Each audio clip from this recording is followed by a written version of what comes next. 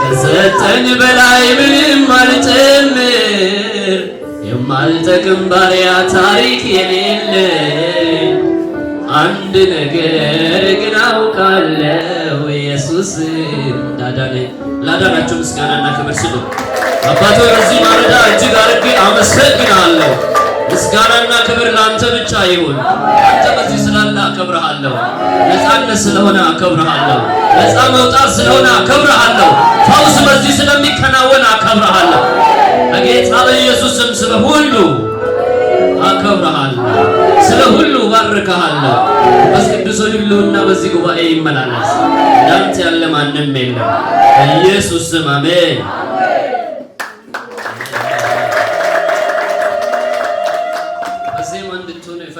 ለምንድነው ውስጣችሁ እንዲነሳሳ ነው? አሜን። እህታችን ስትዘምር ነበር።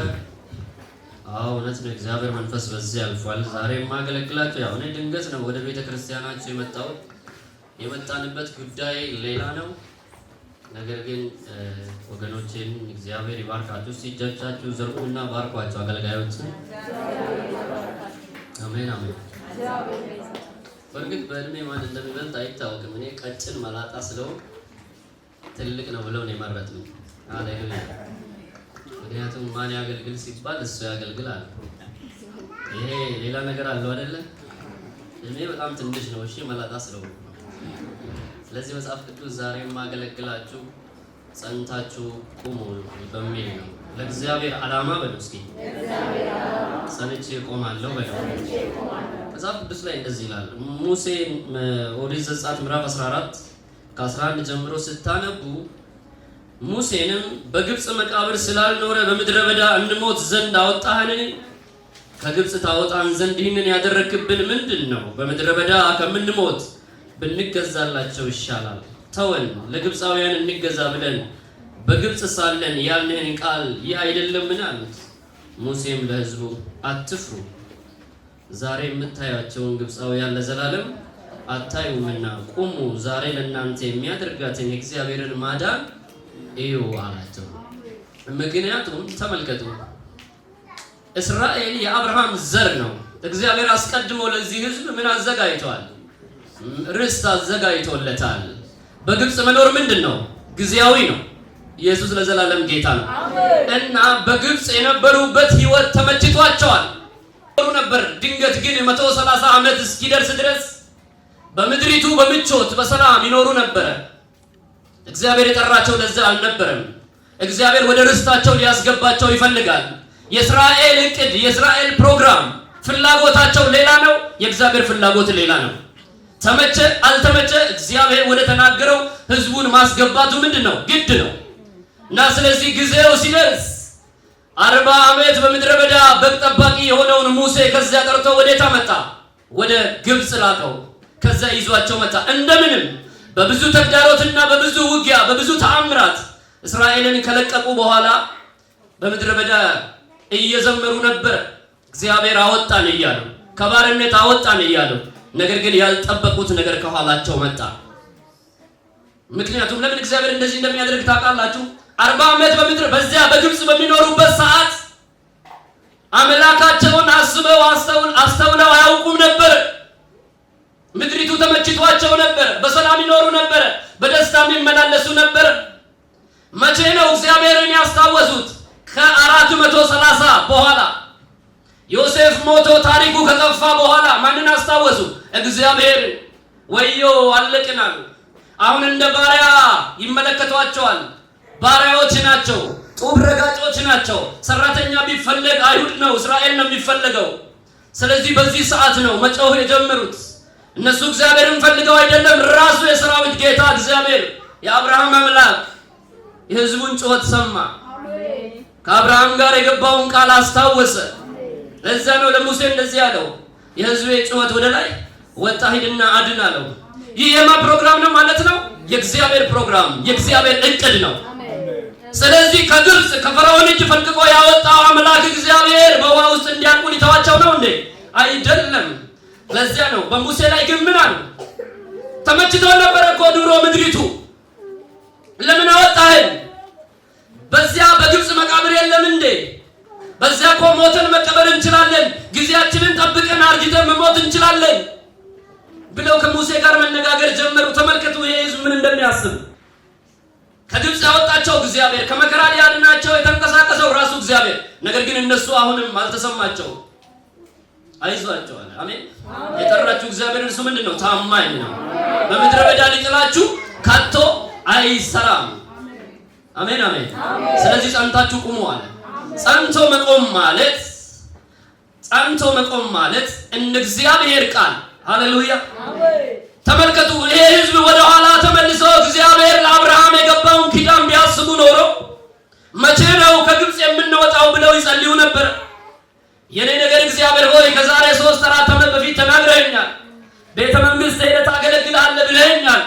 ግን እኔ ጌታ ሆይ ከሳኪሱ አልወጣሁም ወይም ታች ያንን የሰራበት ከዶሎቪያ አልወጣሁም እዛው ነኝ እያለ እግዚአብሔርን ያስታውሰዋል ማለት ነው አይደል? ይሄ ሕዝብ ግን እንደዛ እያለ አይደለም።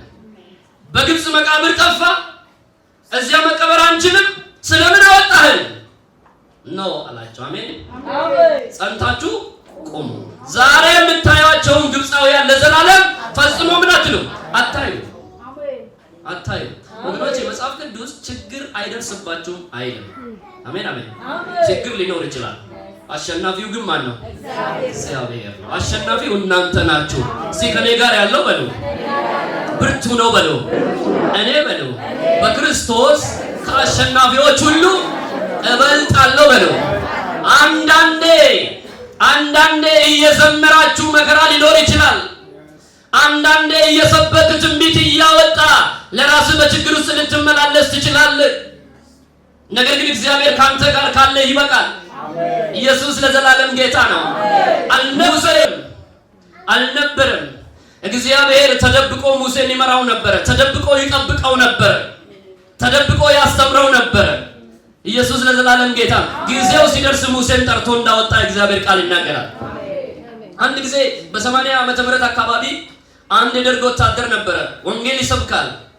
ወንጌል እየሰበከ እግሩ መሳሪያ መጥቶት ፍሬው በእግሩ ውስጥ ነው ያለው፣ ጉልበቱ አካባቢ።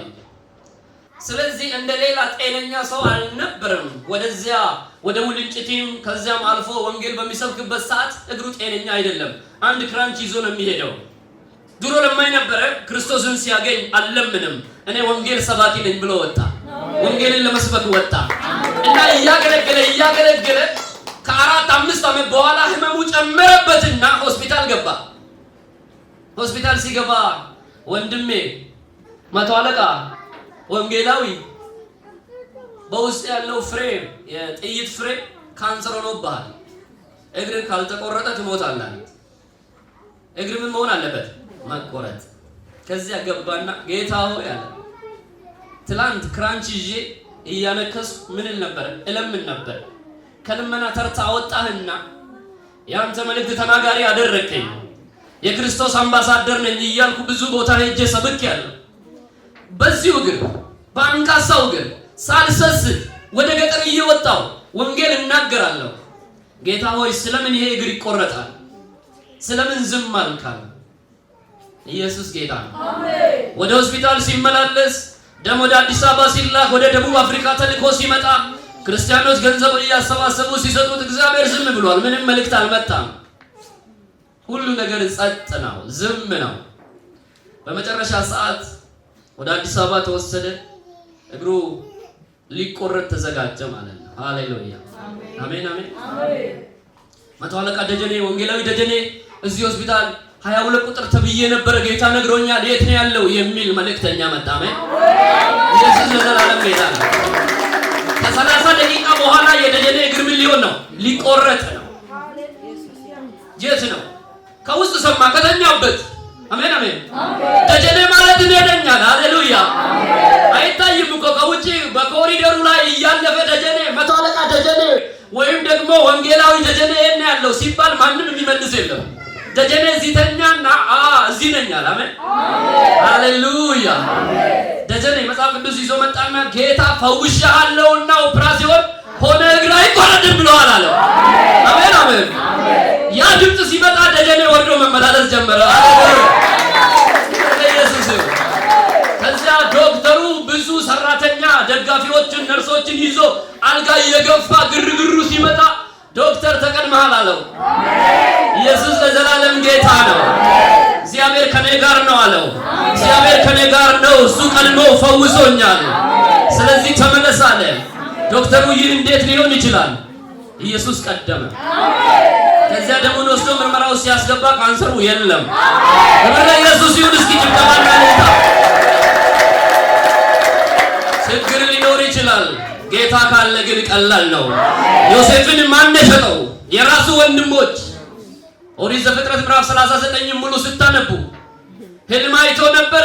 የወንድሞቹ ነዶ እንደሚሰግዱለት፣ ነገ ታላቅ ሰው እንደሚሆን። ታላቅነቱን ለማሳካት እግዚአብሔር ከወንድሞቹ ምን ማድረግ ነበረበት? መለየት ነበረበት። እንዴት ነው የሚለየው?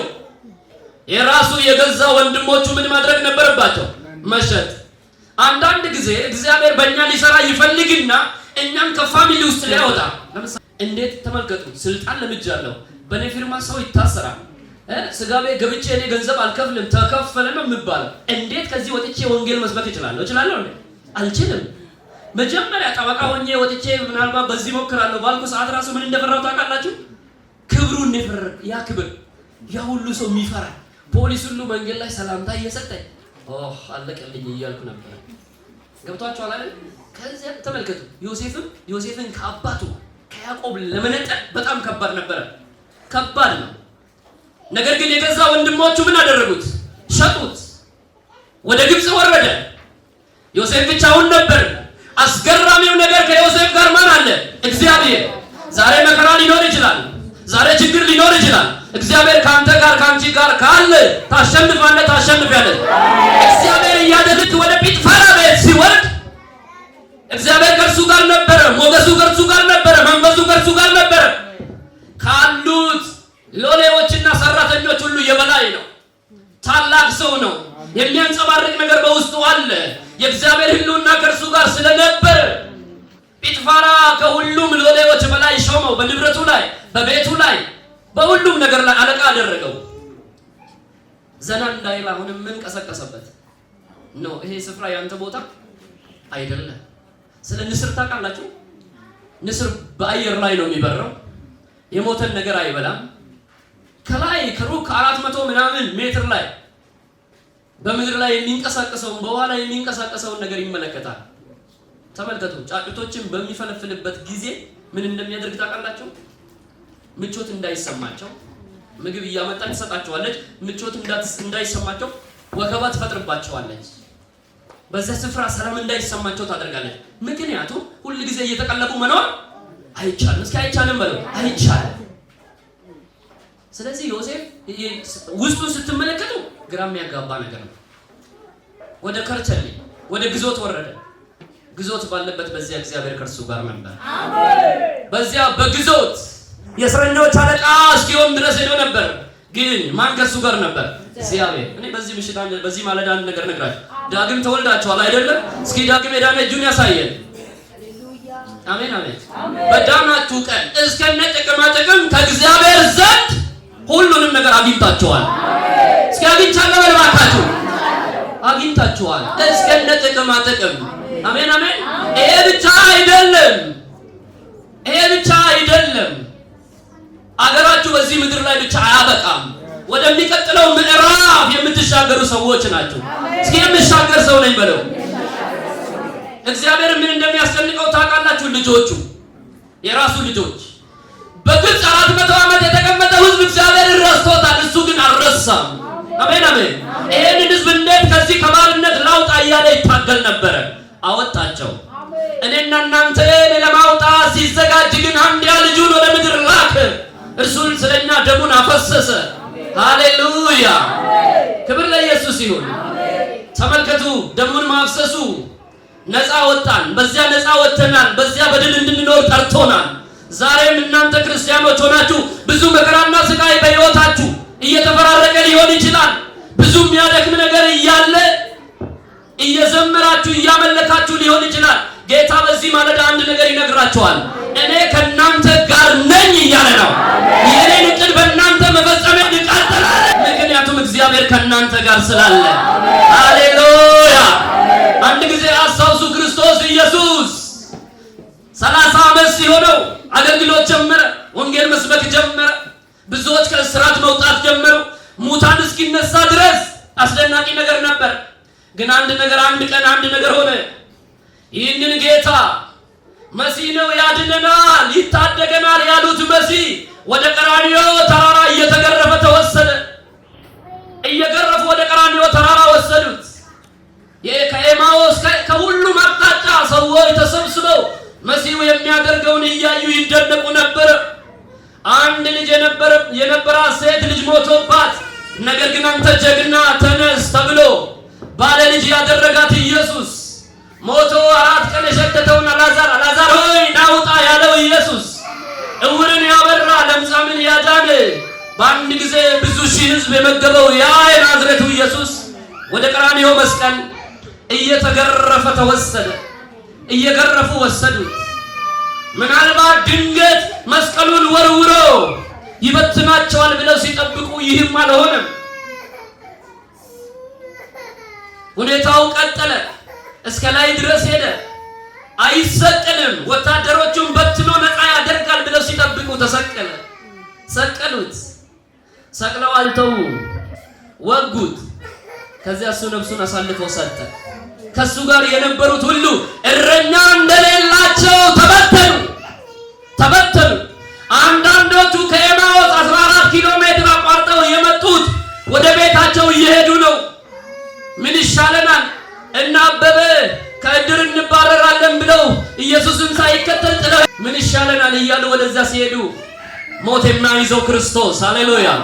የሆነው ነገር ሁሉ ለነሱ ጥቅም የሆነው ያ የናዝሬቱ ኢየሱስ ብድግ አደረገና ተከትሏቸው መጣ። እነኛን የኤማዎስን መንገደኞች ተከተለ። ስለምንድን ነው የምታወሩት? አንተ በከተማው አልነበርክም? ስለ ኢየሱስ አልሰማህም?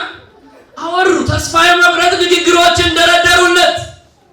ሃሌሉያ! ከዛ አንድ ነገር አላቸው። ስለምን አታስተውሉ? ስለምን መጽሐፍ የሚለውን ነገር አልተረዳችሁም? እናንተ ክርስቲያን ናችሁ። ልል የፈለኩት ይሄ ነው። እናንተ ክርስቲያን ናችሁ። እናንተ እንደሌላ ሰው 2 እግር ስላላችሁ ስራ ስላላችሁ ስለምትናገሩ ስለምታዩ የምትኖሩ ሰዎች አይደላችሁ። የምትኖሩት በእግዚአብሔር ዕቅድና ፕሮግራም ነው። አሜን አሜን አሜን። እናንተ ተራ ሰዎች አይደላችሁ። እናንተ ምናምንቴ ሰዎች አይደላችሁ። እናንተ ሰራዊት ናችሁ። ከእናንተ ጉልበት የሚወጣ ምድሪቱን ገና ይገዛል። መጽሐፍ ሲናገር ፍጥረት ሁሉ የእግዚአብሔር ልጆች መገለጥ በጉጉት ይጠባበቃሉ ይላል። እነኛ ፍጥረት ከእናንተ ጉልበት ነው የሚወጡት። እናንተ ቅዱሳን የእግዚአብሔር ልጆች ናችሁ። ተመልከቱ፣ ኢየሱስ ሞት እንድን አላደረገም። የኤማዎስ መንገደኞች ተስፋ ቆርጠዋል። የተከተሉት ጌታ ውሸት መስሏቸዋል። አስማት አድራጊ መስሏቸዋል። ኖ እርሱም ሞት ሊይዘው አይችልም። ወዲያው አይናቸው ተከፈተ ይላል መጽሐፍ ቅዱስ። ቃሉን ተረከላቸው ይላል። ዛሬ አንድ ነገር ነግራችኋለሁ። ኢየሱስ ጌታ ነው። መጀመሪያ ስለናንተ ቃሉ የሚለውን ነገር በደንብ አጥኑ። አሜን። ቃሉ ስለናንተ ስለመጥፋት አያወራም። እናንተ ልጆች ናችሁ። አሜን አሜን። እስኪ ልጅ ነኝ በለው ባካችሁ። ልጅ ከሆንኩ በለው፣ ወራሽ ነኝ በለው። ልጆች ሆይ እናንተ ከእግዚአብሔር ናችሁ። አሜን አሜን። በዓለም ካለው ይልቅ በእናንተ ያለው ታላቅ ነው። እዩ ወገኖቼ፣ በእናንተ ጎረቤት ያለው ሰው ሊጠፋ ይችላል፣ ሊወድቅ ይችላል። እናንተ ግን አትወድቁም። እናንተ ግን አትጠፉም። ዝቅ አልክ ተብለህ ስትጠበቅ ከፍ ትላለህ። ጠፋ ስትባል አንተ ትኖራለህ። አነስክ ስትባል አንተ ትበዛለህ። ባዶ እጁን ሆኖ ተለየ ስትባል አንተ ባለጸጋ ትሆናለህ። ምክንያቱም የእግዚአብሔር ዕቅድ ለእናንተ ባለጠግነት ስለሆነ። ኢየሱስ ጌታ ነው። እቺን ተናግሬ ጨርሳለሁ። አንድ ጊዜ ምን እንደሆንኩ ልንገራችሁ። ጊዜው በፈረንጆች 2009-10 ነው። ያላወቅኩት ህመም ተሰማኝ። ኪንታሮት ወጣብኝ እና በጣም ያመኛል። እና በዚያ በ2008 አካባቢ ደግሞ እግዚአብሔር እኔ ያለሁት በቃል ውስጥ ነው ብሎኛል። ቤተሰቦቼ ዛና እናቴ እንዲላታለሁ የመጀመሪያ ልጇ ነው። አይዞሽ እናቴ እኔ ሀብታም አደርግሻለሁ፣ ካለሽበት ወስድሻለሁ፣ የካቶሊክ ቄስ ሆኜ እርዳታ ሰጥሻለሁ፣ እኔ ረዳሻለሁ ብዬ ነው ወደዚህ ከተማ የመጣው። አሜን አሜን። እና 1989 አካባቢ በእንተ ሆንኩና ከዛ ተባረርኩ። ከዛ ለእናቴ የገባሁትን ቃል ምን አደረግኩ? አፈረስኩ። ከዛ ተንበርክኬ መጸለይ ጀመርኩ። ጌታው ለእናቴ የካቶሊክ ቄስ ሆኜ እርዳታ ልሰጣት፣ ገንዘብ ልሰጣት፣ ቤት ልሰራላት፣ ከተማ ላስገባት ነው የወጣው። ከዛ ካረርግ የወጣው ማለት ነው። ስለዚህ አሁን እናቴ ምን አደርጋለሁ? እነሱም ተቀየሙ። ካንተ በታች ያሉ ወንድሞችና እህቶች አንተን ተስፋ አድርገው ነበር ልጄ፣ አንተ ግን ያንተ ነገር በዚሁ ባጭሩ ምን ሆነ? ተጠናቀቀ፣ ተቋጨ። ሃሌሉያ። ከዚያ እኔ መጸለይ ጀመርኩ።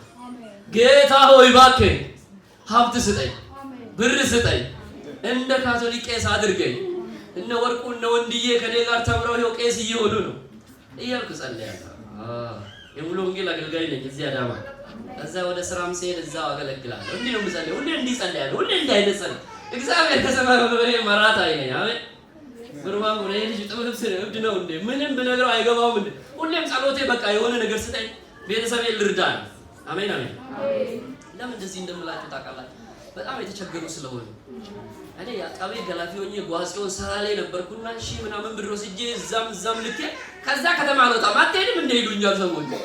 ለማንም አልሄድም ማለት ነው። በምን ሄዳለሁ ታዲያ? ልኬ ጨርሻለሁ። አንድ ቀን ተንበርክኬ ጌታ ሆይ ምን አለ ለእናት ለአባት ያጨናነቀ እነሱን እዚህ አንድ ክፍል ውስጥ አንጥቼ ከኔ ጋር ይኖራሉ እላለሁ። ሃሌሉያ አሜን። ለምን እንደዚህ እንደምላችሁ ታውቃላችሁ? እንድትረዱ ስለምፈልግ ነው። አንድ ነገር እንድታውቁ ፈልጋለሁ። ጌታ እንዴት እንደሚሰራ እግዚአብሔር ወዲያው ብር አልሰጠኝም፣ ወዲያው ቤት አልሰጠኝም። መጽሐፍ አለኝ፣ ቀይ መጽሐፍ ለፓስተር ሁሌ ማሳየው በራ መጽሐፍ ነው። በራ ይምንድነው ስለ እንዳምፖል በራ አና ጅጌሳ እንጅራ ዱብስ ያለ እዛ ውስጥ ነው። አንተ ሌላ ቦታ ነው እኔን የምትፈልገን፣ በሩን አላገኘህም። እኔ ያለሁት የት ነው? በቃል ውስጥ። ወዲያው ኢያሱ ምዕራፍ 1 አነሳው።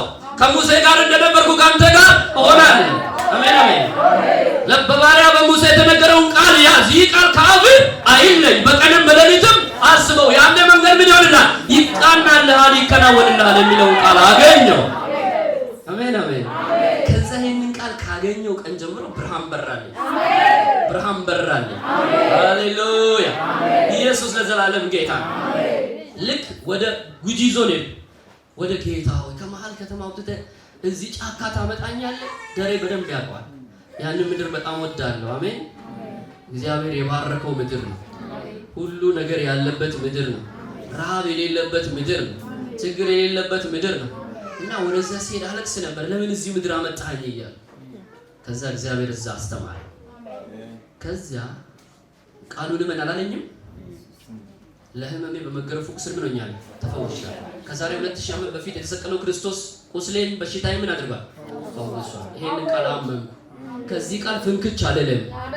አሁን ሆዳችሁን ቢያማችሁ አንድ ፍሬ ከሐኪም ቤት ቀስ ብለህ ትገባና ዋጣ አድርገህ ይተውሃል። አይደለ? የሆነ ነገር ካንሰር ምንድነው ቅድም ያልኳችሁ ኪንታሮት ማለት ሰው ይገላል። አሜን። እሱ ይፈወሳል? አይፈወስም። ለማንም አልናገርም። ለአንድ ጓደኛዬ ብቻ ነግሬያለሁ። በመገረፉ ቁስል ምን ሆኛለሁ? ተፈውሻለሁ። በጣም ያመኛል፣ መቀመጥ አልችልም። በጣም ወደ ሽንት ቤት ደጋግሜ እሄዳለሁ። የሆነ ነገሮች ይሰሙኛል። እኔ ምን እላለሁ? በመገረፉ ቁስል ተፈውሻለሁ። ሃሌሉያ አሜን አሜን አሜን። አንድ ሰሞን ደግሞ በጣም የምንወደው ጓደኛችን የሆነ አገልጋይ በኦሮምኛ የሚሰብከው ጋር ወስደውት በአስክሬን ተጭኖ መጣ፣ ሞቶ እዛው። በቃ የመጨረሻ ደረጃ ሲሆን ከሐኪም ቤት ወስደው አምጡ ተብለናል ብለው አስረው ወደዛ ወስደው ሞቶ አስክሬኑን አመጡ። ሰይጣን እንደዚህ ይለኛል፣ አትለም ቦሮ ይገዱ ይለኛል፣ ጠብቅ ነገር አንተ ተራ ነው። ሃሌሉያ። እኔ ግን ቃሉን ያዛር። አሁን ለምን እንዲህ እንደምላችሁ እኔ መመራት ጀመርኩ።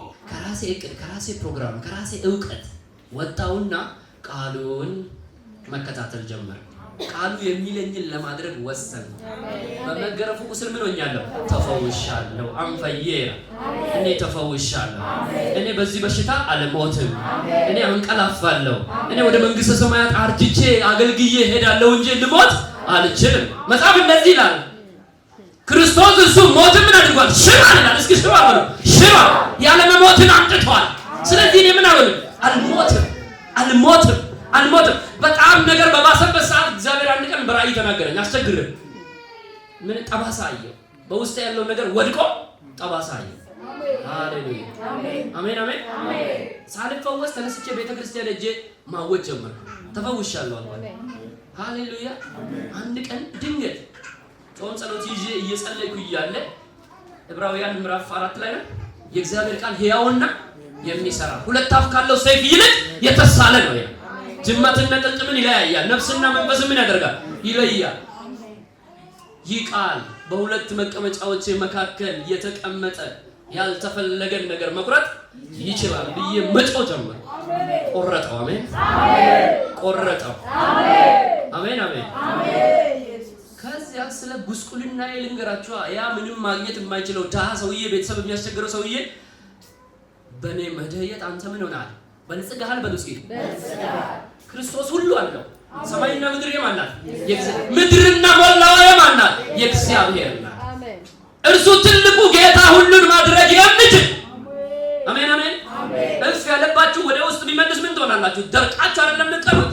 ይሄን ሁሉ ማድረግ የሚችለው ጌታ ስለኔ ምን ሆነ? ጀህየ እኔ ምን እንደሆነ እንድበለጽግ ይሄንን ቃል ማውራት ጀመር፣ ማወጅ ጀመር። ሃሌሉያ። እኔ በክርስቶስ መደየት ምን ብያለሁ? በልጽጌያለሁ። እግዚአብሔር ምን አድርጎኛል? አበልጽጎኛል። አንድ ቀን ፓስተር ጌቱና እኔ አዲስ አበባ እዛ ሻኪሶ ፕሮግራም አደረግንና ማመን ማየት ነው። አሜን አሜን። ማመን ምንድን ነው? ማየት ነው። ሃሌሉያ። ክብር ለኢየሱስ ይሁን። ኢያሱ እኮ ከነዓን ሄዶ ህዝቡ ረጃጅም ነው፣ ነገሩ አስፈሪ ነው፣ ግን ምን አይቶ መጣ። አሜን አሜን።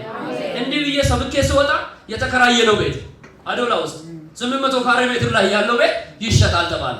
አሜን አሜን። ይሄንን ቤት ምን አደርገዋለሁ? እገዛዋለሁ ማለት ሲጀምር መምጣት ጀመረ። ከዚያ ከትንሽ ጊዜ በኋላ ገንዘቡን ሳይገኝኛ 800 ካሬ ሜትር ኮባ ምንድነው ይሄ የሚፈራው?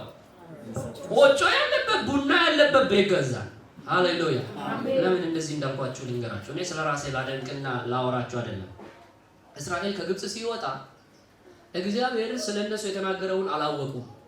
ማሎ ማልጎዱፍ በየመስሪቲ ኑባስቱ በየሰሉቶል ተርቲ ሆጂሌ እንጅራ ወንድኛ ተኒስ ጅራ አገሩ ተመችቶናል ስለምን አወጣህን እያሉ ነው።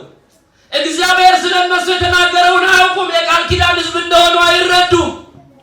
ኢየሱስ ጌታ ነው። እናንተ ምናልባት አጋንንት ጮሆ ነው እንደ ወደ ጌታ የመጣችሁት። እግዚአብሔር ስለናንተ እቅድ አለው። ኢየሱስ ጌታ ነው። የእናንተ ነገር ያለው በእግዚአብሔር እጅ ነው። ሊሰራችሁ ሊያስተካክልላችሁ የሚችለው ማን ነው? እግዚአብሔር ነው። ያ የት ነው የሚገኘው? በቃሉ ውስጥ ነው የሚገኘው። ቃሉን ልኮ ፈወሳቸው ተብሎ እዚህ ተጽፏል። ያ ቃል ኢየሱስ ነው። በደስታ ይኖራሉ። እኔ ለእናንተ ለሁላችሁ ምስክር ነኝ። እኔን የሰራ እግዚአብሔር ለእናንተ ሊሰራ ተዘጋጅቷል። በህይወታችሁ አዲስን ነገር ለማድረግ እግዚአብሔር ተዘጋጅቷል።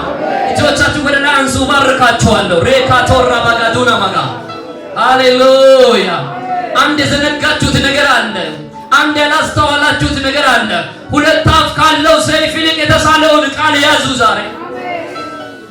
እስራኤል ግብጽ ይሻለናል ይላል እግዚአብሔር፣ በቃሉ ግን የቃል ኪዳን ሕዝቤ ነው ብሎ ይናገራል። አላስተዋሉም። እግዚአብሔር ነው ጩኸታቸውን ሰምቶ የመጣው።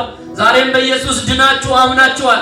ነገር ግን ከጎረቤትሽ ከፋቴ ከዓለሚቱ የተሻለ ህይወት አትኖሪ። ሃይማኖታዊ ስራ ነው የምታከናውኑት። የክርስቶስ ማንነት አልገባችሁ። ከዚህ የተነሳ አንቺን አይቼ ወዴት እመጣለሁ ይሉሻል። ምክንያቱም ኢየሱስ ላንቺ አልሰራም። ኢየሱስ ላንተ አልሰራልህ። እንዴት ሰውን መጋበዝ ትችላለህ? ምን ብለን ነው ሰዎችን የምንጠራው? አንሱ ቀኝ እጃችሁን፣ እኔ ልባርካችሁ። ዛሬ ይሄ ቅባት ያገኛችኋል። አንሱ ወደ ላይ። መንፈስ ቅዱስ ሁሌም በእናንተ ዙሪያ ይዞራል፣ በውስጣችሁ ነው የሚኖረው። ነገር ግን እናንተ አታስተውሉትም። እሱ ሊረዳችሁ፣ ሊፈውሳችሁ፣ ሊባርካችሁ፣ ሊያስተምራችሁ ይፈልጋል። ያ የእውነት መንፈስ በመጣ ጊዜ ወደ እውነት ሁሉ ይመራቸዋል ተብሎ ተጽፏል። ኢየሱስ ጌታ ነው ወገኖቼ። እባካችሁ እንድታስተውሉ ፈልጋለሁ። ሃሌሉያ! የእግዚአብሔር ቃል እውነት ነው። የእግዚአብሔር ቃል እውነት ነው። የተከተልነው ኢየሱስ እሱ እውነት ነው። የተከተልነው ኢየሱስ እሱ እውነት ነው። አባቶ በኢየሱስ ስም እኔ ጸልያለሁ። ዛሬ እኔ ማንም አልጋበዘኝም ወደዚህ ፕሮግራም ተዘጋጅቼ አልመጣሁም። ጌታ ይህ ህዝብ ያለበት ሁኔታ ምን እንደሆነ እኔ አላውቅም። በጌታ በኢየሱስ ክርስቶስ ስም አንድ ነገር እናገራለሁ። ጌታ ይህ እኔ ፈቃድ አይደለም። በዚህ ፕሮግራም ውስጥ እኔ ድንገት ነው ትናንት የተጠራሁት። ዛሬ ወደዚህ ቤተክርስቲያን ድንገት ነው የመጣሁት። አባቶ በከንቱ ጩኸት ልጮህ ወደዚህ እንዳልመጣሁ አውቃለሁ። በጌታ በኢየሱስ ክርስቶስ ስም ወንድሜ በዚህ የጀመረው አገልግሎት በዚህ አሁን የተሰበሰበው ህዝብ እግዚአብሔር መጋረጃው ከአይኑ ላይ እንዲነሳ እኔ ጸልያለሁ። አይኑ የተከፈተ እንዲሆን እኔ ጸልያለሁ። ለወጣት ሴቶች ጸልያለሁ። ለወጣት ወንድሞች ጸልያለሁ። ለእናቶች እናገራለሁ። ለአባቶች እናገራለሁ። በኢየሱስ ስም አይናቸው ይከፈት። በጌታ በኢየሱስ ስም አይምሮአቸውን የያዘ አውሬ የተወጋ ይሁን። ዘንዶ የተወጋ ይሁን። ክፉ መንፈስ ከዚህ ጉባኤ ላይ የተመታ ይሁን በኢየሱስ ስም። ቤተክርስቲያን ታሸንፋለች። ቤተክርስቲያን ወደፊት ትሄዳለች። ቤተክርስቲያን ህዝብ ነው። ቤተ መቅደስ ህዝብ ነው። ወደፊት የሚቀጥለው ይሄ ህንፃ አይደለም። ይሄ ህዝብ ወደፊት ይቀጥላል። በዚህ የተጀመረው የተጣለው መሰረት ወደፊት ይቀጥላል። በጌታ በኢየሱስ ስም ወደፊት ይቀጥላል። እግዚአብሔር እርሱ ታላቅ ነው። እግዚአብሔር እርሱ ታላቅ ነው። እናንተ በክርስቶስ ከአሸናፊዎች ሁሉ ትበልጣላችሁ። እናንተ በክርስቶስ አዲስ ፍጥረት ናችሁ። እናንተን አሮጌ ነገር ሊገዛችሁ አይችልም። ሁሉ ነገራችሁ በኢየሱስ ስም ተቀይሯል። አዲስ ሆነዋል። ህመም ተሰውሯል። ህመም ተነቅሏል። ጤንነታችሁ አዲስ ሆነዋል። ጤንነታችሁ አዲስ ሆነዋል። ማጣታችሁ ተቀይሯል። በብልጽግና አዲስ ሆነዋል። ከእንግዲህ በኋላ ላጡት የምታካፍሉበት፣ ከእንግዲህ በኋላ ቤተክርስቲያን የምትገነቡበት፣ ከእንግዲህ በኋላ የቤተክርስቲያንን ስራ አንደኛ ደረጃ እንድታደርጉ በኢየሱስ ስም ታሪካችሁ ተቀይሯል። በኢየሱስ ስም ታሪካችሁ ተቀይሯል። እግዚአብሔር አንደኛ እንድትሆኑለት ይፈልጋል። እርሱን እንድታስቀድሙ ይፈልጋል። በመንፈስ ድሆች የሆኑ መንግስተ ሰማይ የነሱ ናት ይላል። በመንፈስ ድሃ መሆን መጎሳቆል አይደለም፣ ስለ እግዚአብሔር ማሰብ፣ እግዚአብሔርን ማስቀደም። መንፈሳዊ ነገር የኔ አንደኛ ነው ማለት ነው። አንደኛ እንድትሆኑ እግዚአብሔር ይፈልጋል። እህቴ አንደኛ አድርጊው ጌታ። ይሄንን አገልግሎት አንደኛ አድርጉት።